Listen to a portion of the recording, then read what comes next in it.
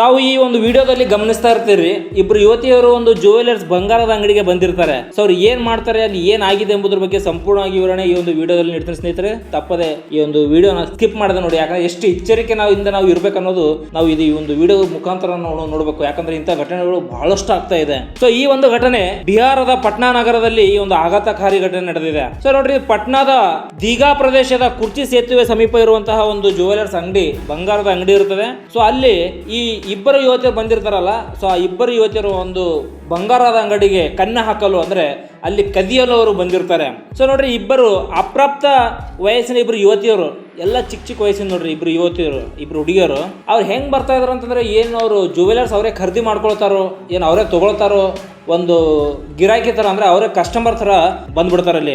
So ಬಂದ್ಬಿಟ್ಟು ಏನ್ ಮಾಡ್ತಾರೆ ಅವರು, ಆ ಒಂದು ಜುವೆಲರ್ಸ್ ಅಂಗಡಿ ಹೆಸರು ಮಾ ವೈಷ್ಣವ್ ಜುವೆಲರ್ಸ್ ಅಂತ ಹೇಳಿ, ಅಲ್ಲಿ ಬಂದ್ಬಿಟ್ಟು ಆ ಮಾಲೀಕ ಇದ್ದಿರ್ತಾನೆ, ಏನೋ ಕಸ್ಟಮರ್ ಬಂದಿರ್ತಾರೆ ಅಂತ ಹೇಳಿ ಅವನು ಬಂಗಾರದ ಏನೇನೋವೆಲ್ಲ ಐಟಮ್ಸ್ಗಳು ಇರುತ್ತೆ, ಸೊ ಅವುಗಳನ್ನು ತೋರಿಸಲು ಅವನು ಪ್ರಯತ್ನಿಸ್ತಾನೆ. ಸೊ ಆ ತೋರಿಸುವಂತಹ ಟೈಮಲ್ಲೇ ಅವ್ರು ಏನ್ ಮಾಡ್ತಾರೆ ಅಂತಂದ್ರೆ, ಆ ಮಾಲೀಕ ಬಂಗಾರದ ಒಂದು ಐಟಮ್ಸ್ ಗಳನ್ನು ತೋರಿಸ್ತಾ ಇರುವಾಗಲೇ ಆ ಇಬ್ರು ಯುವತಿಯರು ಏನ್ ಮಾಡ್ತಾರೆ, ಇಂಟಾಕ್ಸಿಕೇಟಿಂಗ್ ಸಬ್ಸ್ಟೆನ್ಸ್ ಅಂತ ಹೇಳಿ ಒಂದು ಅಮಲು ಪದಾರ್ಥ, ಅದು ಏನ್ ಮಾಡ್ತಾರೆ ಅವರು ಅವನ ಮೇಲೆ ಹಿಂಗ್ ಸ್ಪ್ರೈ ಮಾಡ್ತಾರ, ಅವತ್ರ ಸಿಂಪಡಿಸ್ತಾರೆ.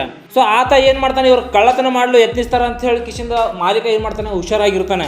ಸೊ ಆಗ ಮಾಲೀಕ ಏನ್ ಮಾಡ್ತಾನೆ, ಅವನ ಒಂದು ಸಮಯ ಪ್ರಜ್ಞೆಯನ್ನು ತೋರಿಸಿ ಏನ್ ಮಾಡ್ತಾನೆ, ಆ ಎಲ್ಲಾ ಆಭರಣಗಳನ್ನು ಮತ್ತೆ ಅಲ್ಲೇ ವಾಪಸ್ ಇಟ್ಬಿಟ್ಟು ಅವನು ಸುರಕ್ಷಿತವಾಗಿ ಇಟ್ಕೊಳ್ತಾನೆ ಆಭರಣವನ್ನು.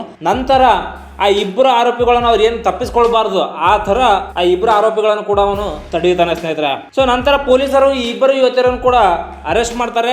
ಸೊ ಬಂಧಿಸ್ಬಿಟ್ಟು ಏನ್ ಮಾಡ್ತಾರೆ ಅಂತಂದ್ರೆ, ಮುಂದಿನ ಒಂದು ತನಿಖೆಯನ್ನು ಕೂಡ ಅವರು ಶುರು ಮಾಡ್ತಾ ಇದ್ದಾರೆ. ಸೊ ಈ ಕೃತ್ಯ ಇವರು ಇಬ್ರು ಯುವತಿಯರು ನಡೆಸ್ತಾ ಇದ್ದಾರೆ. ಸೊ ಈ ಇಬ್ಬರು ಯುವತಿಯಿಂದ ಸಾಧ್ಯನಾ, ಅಥವಾ ಇವರಿಂದ ಯಾವ್ದಾದ್ರು ಒಂದು ದೊಡ್ಡ ಅಪರಾಧ ಜಾಲದ ಸಂಪರ್ಕವಿದೆಯೋ, ಸೊ ಅದ್ರ ಬಗ್ಗೆ ಎಲ್ಲದ್ರ ಬಗ್ಗೆ ಪೊಲೀಸರು ತನಿಖೆಯನ್ನು ಕೂಡ ನಡೆಸ್ತಾ ಇದ್ದಾರೆ ಸ್ನೇಹಿತರೆ. ಸೊ ನೋಡ್ರಿ, ಯಾವುದೇ ಒಂದು ಅಂಗಡಿ ಮಾಲೀಕರಾಗ್ಲಿ, ಯಾವುದೇ ಒಂದು ಬಿಸ್ನೆಸ್ ಮ್ಯಾನ್ಗಳಾಗ್ಲಿ, ಪ್ರತಿಯೊಬ್ರು ಕೂಡ ಹೆದರುವಂತಹ ಪರಿಸ್ಥಿತಿ ಬಂದಿದೆ.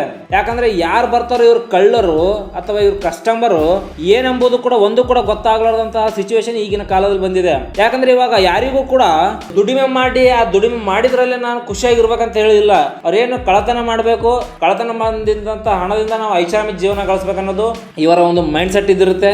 ಇಲ್ಲಂದ್ರೆ ಇವರಿಂದ ಒಂದು ಯಾವುದೇ ಒಂದು ದೊಡ್ಡ ಜಾಲವನ್ನು ಕೂಡ ಇದ್ದಿರುತ್ತೆ. ಅವರ ಸಂಪರ್ಕದಿಂದ ಇವರು ನಾವ್ ಏನ್ ಮಾಡಿದ್ರು ಕೂಡ ಹೊರಗಡೆ ಬರ್ತೀವಿ, ಏನಾಗುತ್ತೆ ಏನಿಲ್ಲ ಎಂಬುದು ಒಂದು ಕಾನ್ಸೆಪ್ಟ್ ಅವ್ರ ತಲೆಯಲ್ಲಿ ಇದ್ದಿರುತ್ತೆ. ಸೊ ಹಾಗಾಗಿ ಆ ಒಂದು ಪ್ರಯತ್ನದಿಂದ ಇವರು ಈ ತರ ಮಾಡ್ತಾ ಇರ್ತಾರೆ. ಸೊ ಇದಕ್ಕೆ ಏನು ಇವರು ಇಬ್ಬರೇ ಸ್ವತಂತ್ರವಾಗಿ ಒಂದು ಕಳ್ಳತನ ಮಾಡಕ್ ಬಂದಿದ್ದಾರೋ, ಅಥವಾ ಇವರಿಂದ ಯಾವ್ದಾದ್ರು ಒಂದು ದೊಡ್ಡ ಸಂಪರ್ಕ ಇದೆ ಅಂತ ಹೇಳಿ ಪೊಲೀಸರು ಕೂಡ ಅದಕ್ಕೆ ತನಿಖೆಯನ್ನು ಕೂಡ ಶುರು ಮಾಡಿದ್ದಾರೆ ಸ್ನೇಹಿತರೆ. ಈ ಒಂದು ಘಟನೆ ಬಿಹಾರದ ಪಟ್ನಾ ನಗರದಲ್ಲಿ ನಡೆದಿದೆ.